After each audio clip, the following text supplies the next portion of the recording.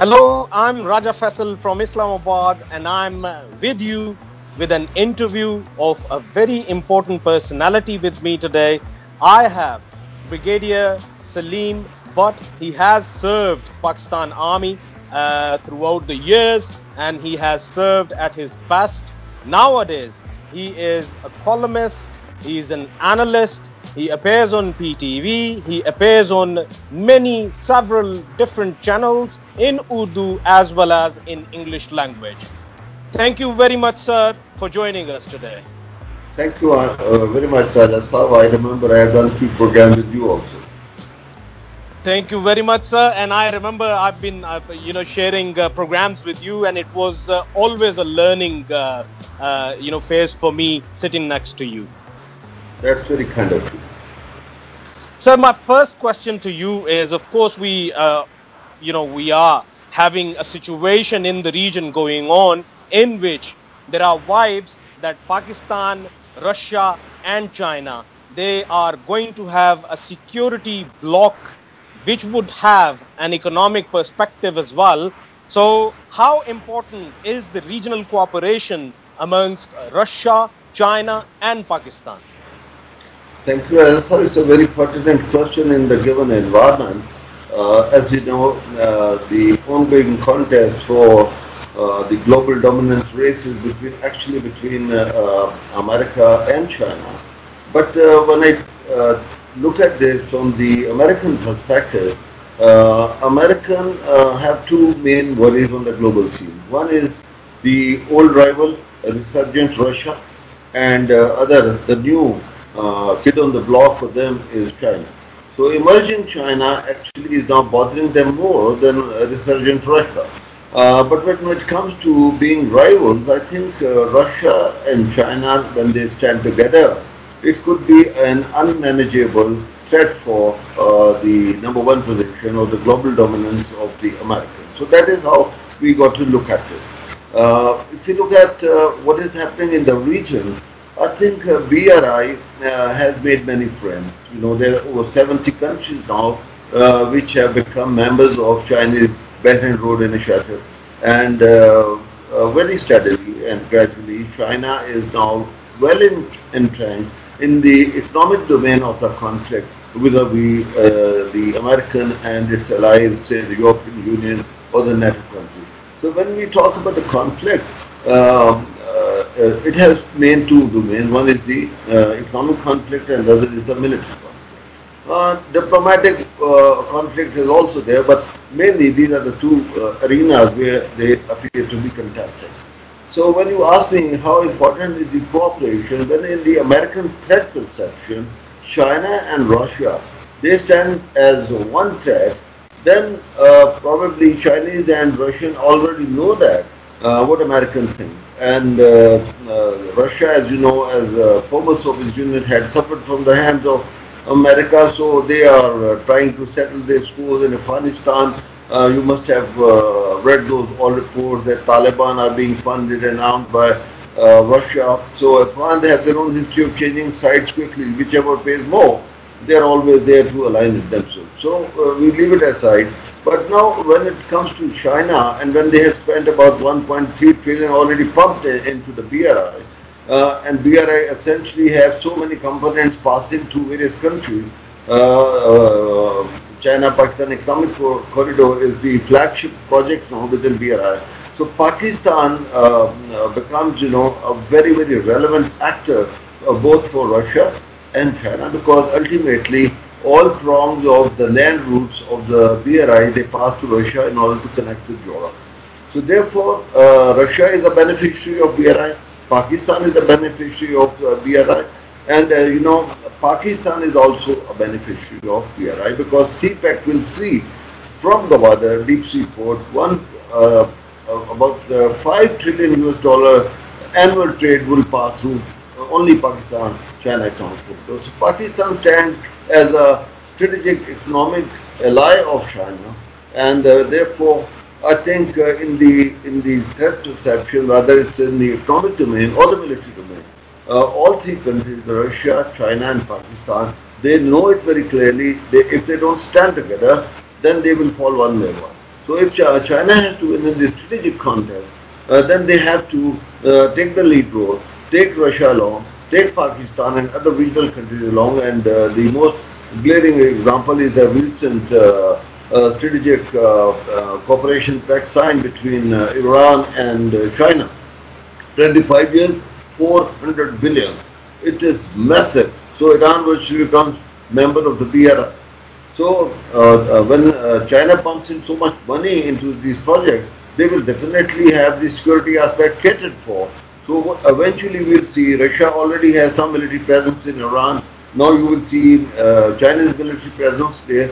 So I think the economic prong and the security prong go hand in glove. And therefore, I think eventually, whether it happens on the Shanghai Cooperation Organization Forum or Collective Security Treaty Organization, we call CSTO, essentially China is leading the SCO and CSTO is being led by Russia. As you know, all Central Asian republics are members of those, and it's a security pact, and Iran is virtually part of that. So when you say very relevantly, China, Pakistan, Iran and Central Asian republics and eventually Afghanistan will also fall into the basket. So this becomes a very, very potent alliance, and I see this as a future of regional and strategic alliance against the American onslaught, and we can talk about what are they doing. Sir, one very important question, but before that I would be highlighting something that in recent past what we have seen is US, it has been, creating an alliance with India, and that alliance, what we saw, it increased day by day. Snooks were coming, then, they were getting all sorts of support for the naval forces. So looking at this, one can easily predict that in South China Sea, India is, wanted. India has always been wanted by the Americans for several reasons, that it has a population of more than 1 billion, and secondly that there was a room in there, that it had a military presence in the region, and it had air force which could be improved, which we saw that US was assisting throughout with India. So looking at all of these things, what do you think? What is this all about, and who is it directed towards? Obviously, it is directed against one country, and that is China. And again, it has something to do with the Chinese BRI initiative, because BRI has three components: the land routes, the air routes, and the sea routes. Now, when we are talking about the sea routes, you talked about the South China Sea. There are two concepts. One is Chinese are making a string of pearls. They have a number of ports now in the region, in the Asia Pacific, what Americans prefer to call Indo-Pacific. So in Asia Pacific, Chinese have to secure their sea lines of communication. And they have now from Djibouti, from Africa, from Middle East, to Iran, Pakistan, Sri Lanka, they have now a number of ports in their hold. And they have spent billions and billions of dollars in developing those ports in order to make sure that the sea lines of communication are not blocked by the American allies. But it is not only India which has been projected to take care of the sea line of communication, because India is too small a fry when it comes to contesting China alone in the Asia Pacific. So what have Americans done, that they have made a Quad group primarily. Quad group has USA, Australia, Japan and India. So they have now strategic, logistic and communication agreement, because in any eventuality that the US may have to force itself to make the forward logistic basis for their military to operate in order to arm their expeditionary forces that they may have to send to the region. So they will have to have number of logistic military bases. So these ports not only economically connect America with the region, but also take care of their military requirements that may be required in case of a conflict with China. That is another story, whether the two nuclear powers or the three nuclear powers will ever come to open blows. So at the moment, I think it's just the kind of a new kind of Cold War that is happening, and India is playing important role into that. But let me say that India actually is a reluctant player for many reasons. Because at home they are divided. There are a lot of opinion in India that they should not openly ally with America, and at home they are divided. Even within the government, even within the Indian military, there are many voices that they say that non-alignment mask that they had worn for the last 70 years, that mask has kept you on. They were never non-aligned, but they kept this mask on because it's diplomatically, it serves them better. But at the moment, what is happening is that US administration under Trump, they are trying to woo one way or the other India for two main reasons. One, that it helps them to kill two birds with one stone. How do they do that? That when India is desperately, after getting a bloody nose in Ladakh from the hands of the Chinese, they started running here and there and started propagating that the Quad should come to their help. China is taking on India because India has decided to side with the Quad group and the Americans. So this narrative they spread to the diaspora, to their footprints in the think tanks, in the print and electronic media. So West was picking up all this, but West is a very, very expensive cow to milk, So they would provide them the milk, but at a very heavy cost, and that cost runs through their military industrial complexes. So they will now compel India to buy their arms and equipment, and Trump, is actually, Pompeo is giving a lot of statements. The Indian American Nisha Desai Biswal, who was the ambassador in UNO, everybody is lobbying that India should be provided the latest weapons and equipment with the technology transfer, with the production in India, and that is the biggest bug, why it has not happened so far. But Trump had to ride over the congressional approval, and he exercised his veto power of the Congress in order to make sure that the Indians, they get the latest missile technology, they get the latest Reaper M21 drones which have unlimited capacity to travel and carry 1,000-pound bomb.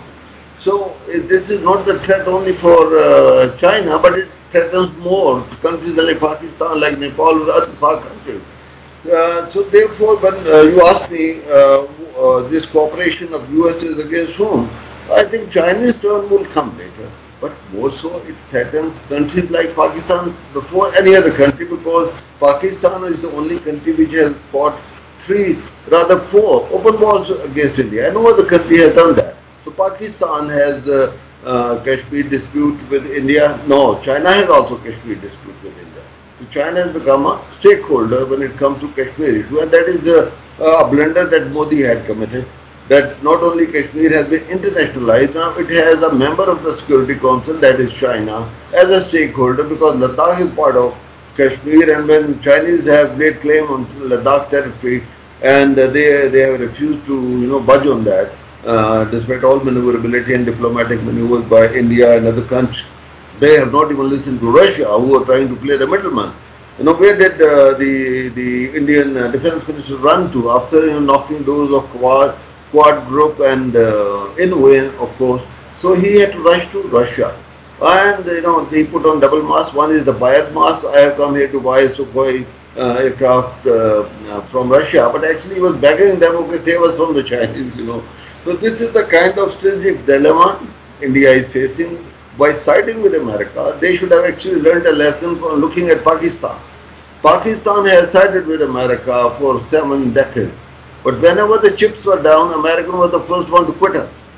We won the war for them, defeating Soviet Union in Afghanistan, and who was left high and dry? It was Pakistan. So they will have certain narratives spread out, okay, we paid you, we did that, but the reality is different. Again, we are now at the moment playing a pivotal role in getting American off the hook in Afghanistan. But look at it, They are arming Pakistan arch rival India and disturbing the strategic stability between India and Pakistan. So Pakistan stands outnumbered. It's and technology-wise, Pakistan is getting on the lower and lower side, and America knows when the strategic balance between India and Pakistan, both being neutral countries, when the conventional strategic balance gets disturbed, the deterrence value also deteriorates. Now, as when it comes to China, the erosion of the American deterrence is visible already on the horizon. American deterrence is not working as Chinese at all. America is trying to, disturb China by arming Taiwan. In '79, they cut off all diplomatic relations with Taiwan, but still they kept on selling latest arms and equipment to Taiwan in order to disturb China. They are disturbing China in Hong Kong. So they are leaving no stone unturned. But Chinese, I think, are far ahead of them because their approach is the economic prong is always leading, and the military prong is just serving as a sidestep. But as I said earlier, the economic and the military prong have to go hand in glove. But Chinese, they keep their economic punch in front, and the military punch is always kept hidden. How long they will continue to do that depends on how their rival, India or the Quad countries or the American. But Chinese preference is not for military conflict because when they want to dominate the world economically and they want to challenge American dollar by Chinese yuan, so actually that is the contest. So any country, any wise country that spends trillions on doing this would hate to indulge in any conflict. And that is what India should look at. They have over 60 million people living below the poverty level. They are getting into an arms race by virtue of joining America, and I think they are making a strategic blunder. Other than that, the Islamophobia that Modi joined the chorus with Trump, it has very telling effects in India. There is a lot of division within India. The atrocities in Kashmir have now spread all over India. It's not only now against the Muslims, but against the Christians, against the Sikhs. So all minorities are disturbed. So it is not only the poverty and the weak economy under Modi that is disturbing India, but I think it's the strategic blunder, that the bear hug that he gave to Trump forcefully, of course, whether he wanted or not. But this is going to cost India and RSS, the BJP government, very, very badly. Sir, here a very important question. Are you seeing a proxy war going to start in the region? Why I'm saying this, that last month I was present in one of the programs of one of the leading channels of India, and in that program, at the opposite side, I had Major Gaurav Arya. He was, constantly, like he does, that he's jingoistic thoughts. He was just passing through the screen. And I just said to him that rather than, talking about Pakistan, why don't you go to Galwan and avenge it? Then he said to me that whatever happens to India in the mountains, we will avenge it from the seas. Is he pointing towards Gawada? If he does, then what would happen in the coming future? Right. I think whosoever this major is perhaps not his rank but name. As some people keep their name as colonels or captains in our part of the country also. So I think he's not a major, but major is maybe his father kept his name as a major, and that is where he stuck up. I think your question is very pertinent. Gwadar could be a direct target because India has been running proxies in Balochistan for a very long time. They have very openly said, National Security Advisor Ajit Doval and many of the ministers, they have openly said that we will make many Kashmirs in Balochistan, and we have Kulbhushan Yadav network apprehended in hundreds, and he has made all the confessions, and his confessions actually helped us to nab a lot of people, a lot of networks, not only from within Pakistan, but we requested our neighboring countries from where they were operating that they must stop doing That's because this does not favor their interest also. And that has been now taken care of as Chinese take over Bahar port and invest $400 billion. And India with $1.5 billion investment that they had promised but never made have been kicked out. So, as for use of soil from other countries, Iran, which was miscued, I would say, misjudgment, that has been taken care of by Chinese investment. They are now in Chabahar port. The railway project will be completed by Iran itself, funding coming from China. Then they have hundreds of projects within $400 billion investment in the hydrocarbons. They are going to have an oil refinery at Chabahar. So when some threat comes to Gwadar port or Chabahar port or any other Chinese port in the larger Asia Pacific or Indo-Pacific Sea, so I don't think China is going to sit silent. So when he says that we are going to settle it on the sea, it may not be directly Pakistan, but also the poor guy is trying to threaten Chinese. But India alone or even the Quad countries, they are not confident that they can ever pick up an open confrontation with Chinese Navy on the sea. Chinese have the latest missile technology, anti-ship technology, and Australia, Japan, South Korea, Philippines, all these countries, they know it very well. That alone, without America physically taking part, they can do nothing. And China is quite capable of taking care of them. Real small demonstration we have seen at Galwan. Previously, we saw such demonstration in 1962 in northeastern region in Arunachal Pradesh. Then we saw that in 2017, we saw that at what is the name of the place? Skipping my name, skipping the name of the place. But China, I think, has given bloody nose to India along the line of actual control, not once, 4 times. And this is the final message they recently got in June in Ladakh. Now, Chinese are sitting on the heights which are dominating Leh and Ladakh Valley. And I don't think they are going to go away from here. A lot of diplomacy has taken place, but they have refused to go. Same is the case with Chabahar, Gwadar, the Sri Lankan ports and other ports. Wherever India is investing billions, they have them. They're going to have the military presence in order to make sure that no threat comes to the country, the host country, as well as to their investment. So when these kind of silly guys, they give such kind of threats, they're actually trying to punch much above their weight. And they're not capable of doing that. So such threats only add to the fury of the Chinese and its allies, of course. But I think I'm very confident that Gwadar, Pakistan alone is capable, Pakistan Navy, Pakistan Coast Guard, Pakistan Armed Forces are capable of taking care of that. But when the Chinese ships they start anchoring here with the trillions of dollars, as I said, $5 trillion trade coming to Gwadar, would China ever let it unguarded? It's not going to happen.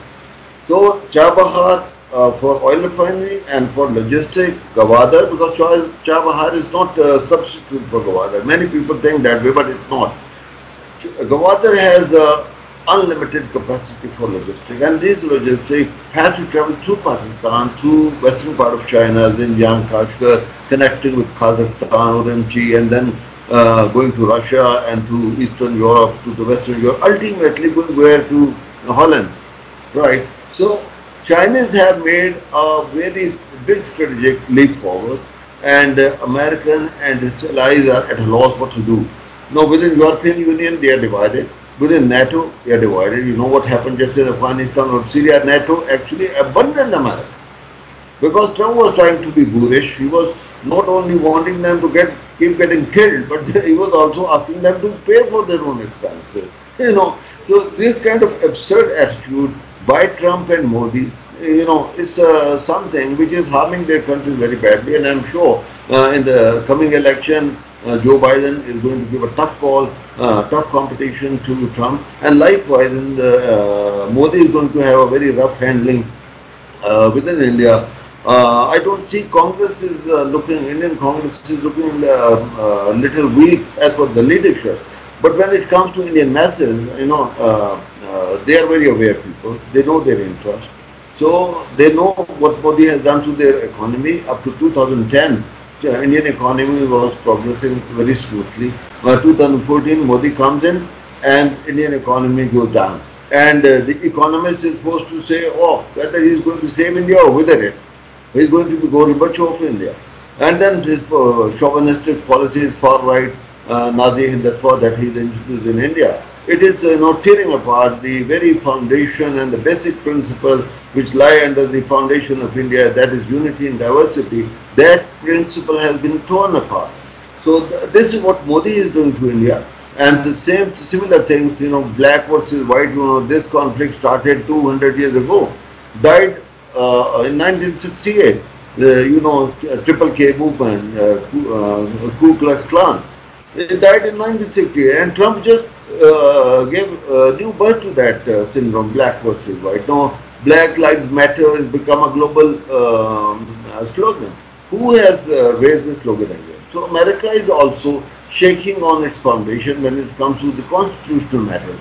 So the projections or the aspirations or the ambitions are one thing, but when the leadership is not in the right state of mind, they can harm their countries more than they promise a good to the people. So, Sir, sorry, your question, sorry, I forgot your question. The proxy wars. Short answer is that proxy wars have always been there, but primarily from India. They have been running, we are the biggest victim of proxy war, Mukti Bahani. They started that in 1968, right in Agartala. They started recruiting people from East Pakistan and Awami League, the stalwart, the guerrilla. They started having training there. And then in 1971, when the political rift in between East and West Pakistan, you know it very well, that the Awami League had the majority won. The government should have been formed by Mujibur Rahman, but all those maneuvering by the West Pakistani People's Party and all that resulted in creation of Bangladesh. But the foundation reason, the basic fundamental reason was that the Indian conspiracy and the proxy that they nourished in East Pakistan, we could not take care of that because West Pakistan was too distant a country, 1,000 miles away, and with no physical connection. So India won. That's the same thing, same similar kind of proxy they are running in Balochistan since early 70s. Because when I remember when Russians, the former Soviet Union, when they came in Afghanistan, they created Balochistan student of BSO. And they had two famous cover agents. One was Nisha and Misha and these kind of names, the Russians. They made the BSO, and in 79 they did that, and when they got defeated in 89 they abandoned that, and it was picked up by RAW. And they had been then running the show, and then resulted in creation of BLA, BSO and all these people, BRA. And where have they been kept in India? They have been funded within UK, they have been funded in Switzerland, although they were refused after getting declared a terrorist organization. Their nationalities were not given to them, then they were traveling on the Indian passport.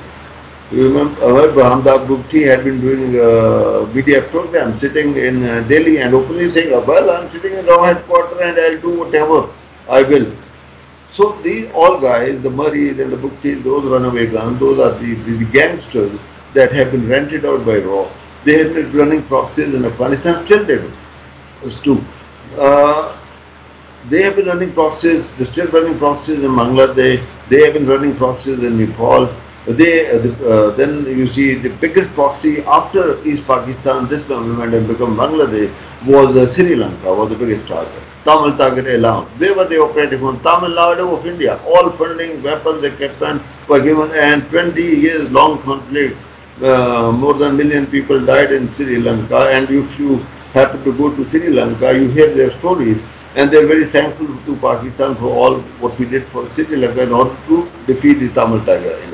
Come closer to home in Afghanistan, when the American and 50 other countries, they were fighting the terrorists, India was doing only one thing. They were doing only one thing, that they keep keep on launching the proxies using soil of our 28 consulate made along Pakistan-Afghanistan border by India.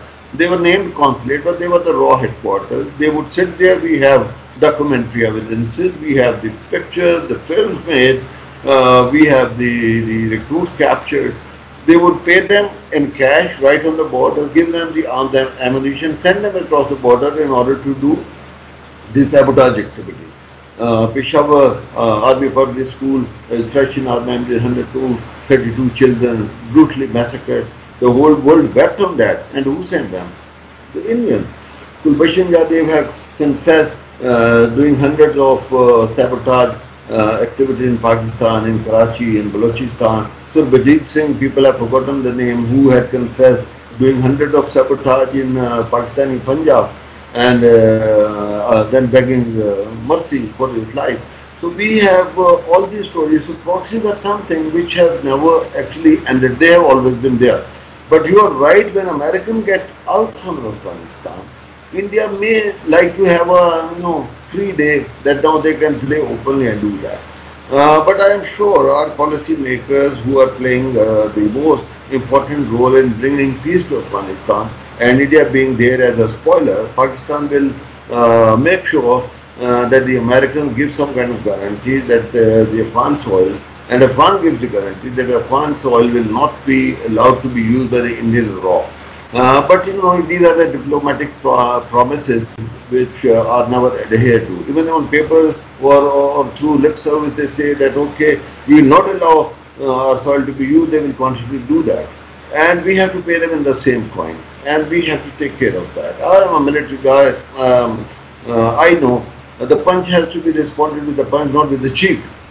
So when somebody is going to punch on your cheek, you have to punch on his nose in order to make sure that the second punch doesn't deliver on your face. So in real world, I think punch has to be responded with the punch, whether it's a covert or an overt. We are quite capable of taking care. I will like to tell people of Pakistan, my countrymen, and international community listening to this, that Pakistan has defeated former Soviet Union. Right, we played that pivotal role. We have made sure that our country doesn't burn, although all efforts were made to shift the battlefield from Afghanistan to Pakistan. So Pakistan Armed Forces, Pakistani nation have sacrificed 100,000 people. We have sacrificed 150,000 billion economic losses. We have suffered the most being neighbor of Afghanistan. So people of Afghanistan are not that thankless that they would like that they should allow Indians to now operate from there. When there are say 1,000 people joining the RAW, there will be 10 million people who would not allow them to do that. So Pakistan will make sure that Indians get kicked out from Afghanistan as they have been kicked out from Iran. And China and Pakistan and even Russia will have to join hands in the intelligence field, in the military field. They will have to cooperate in order to make sure that the BRI, the CPEC and the Iranian component, the Central Asian Republic component, because roots is passing and benefiting every country. So if peace does not return to Afghanistan, Indian proxy within Afghanistan and elsewhere has to be stopped, and all countries, more importantly Central Asian republics and Russia and China, Pakistan, Iran will have to join hands to make sure that a spoiler does not succeed. So that is my answer about your proxies. It has slim chances of success because now Pakistan is joined by all the regional countries, and they understood that Pakistan is the only country that has played a positive role in bringing peace to the region. Rest was all cosmetic and rest was all dirty. Sir, thank you very much, Brigadier Salim Butt. Thanks ever so much, sir. There was a lot to learn from you.